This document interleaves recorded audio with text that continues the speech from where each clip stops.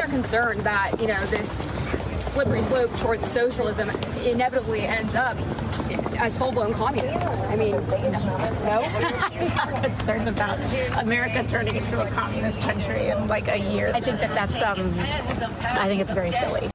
Oh, in like a year. Give us some time, though.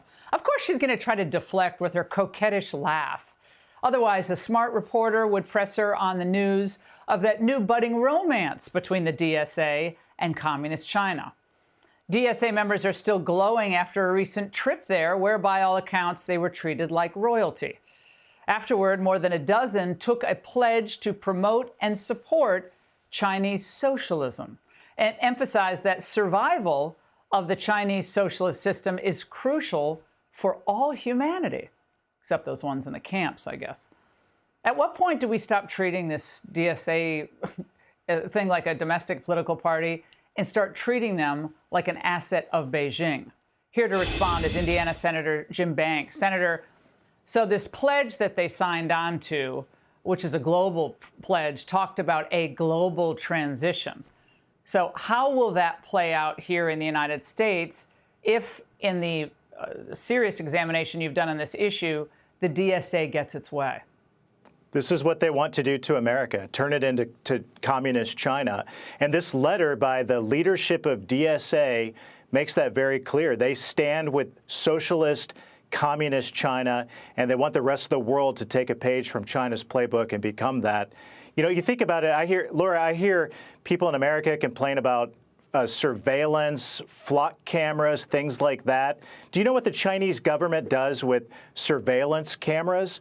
They round up Uyghur Muslims and put them in detention camps and with human rights abuses, force them to make tennis shoes and other products to sell to the rest of the world. That's what the DSA, the socialist wing of the Democrat Party, wants to turn America into, that kind of country where you don't own your job, you don't own your house, you don't own your car. The government owns it for you. And we all know that communism is shared poverty for everybody. So the DSA is telling us out loud exactly what they want to do to America in this letter. They stand with the socialist policies of communist China. That's what they want to turn America into, and we can't let them do that. I want to go back to something we talked about at the top of the show in the angle that you start seeing some Democrats in the commentariat, at least, who are saying, "Whoa, this is not what we bargained for."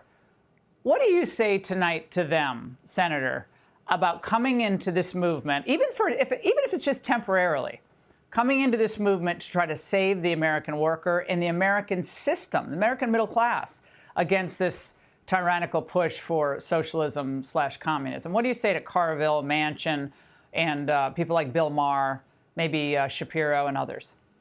It might be too late. I mean, it feels like the Democrats have turned their entire party over to the DSA, which we now know is owned and controlled by the Chinese Communist Party and those interests. But what a dangerous path to take this country down. What they want to happen is a revolution in America to turn our country into something that's very different, to do away with our capitalist economy and the American dream that has made this country the greatest country in the history of the world. But we're going to see this on full display in Michigan tomorrow night in the primary. Yeah, well, Senator, we need creative solutions to this.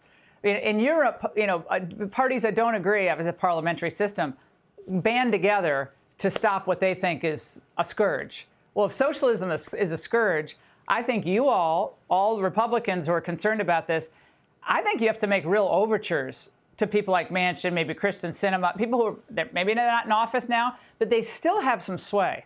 Everybody's got to use his or her bully pulpit to discuss where this is really going. And I want to talk about Marxist tech tycoon Neville Roy Singham, who is also spreading pop propaganda in the U.S. I know you guys are on to him. Gave more than $39 million total to socialist organizations here, including the People's Forum and a number of others. Senator, what's the end goal with him? How can his overseas contributions be examined as an effort to undermine the American system and perhaps seditious? Yeah, finally, the FBI is investigating him. He has used his billions that he's made in the tech companies from communist China and funneled that into our political system. He already bought off Code Pink. He's married to the co-founder of Code Pink. Now you see these billions of dollars out of China going into our political system to buy off anti-American groups, anti-ICE groups, and finally the FBI is investigating him thanks to the great work by Fox Digital that's uncovered a lot of these links. We're finally seeing this investigation occur. All right, well, Senator, we got to get the FBI going on this. This is serious, and you all have your important oversight role in making sure that happens. Senator, thank you very much. All right, thanks for watching. Check out my new podcast, Hanging Out with Me, Sean Hannity. The big interviews, the debates you won't get anywhere else. Like and subscribe for new episodes every Tuesday and Thursday.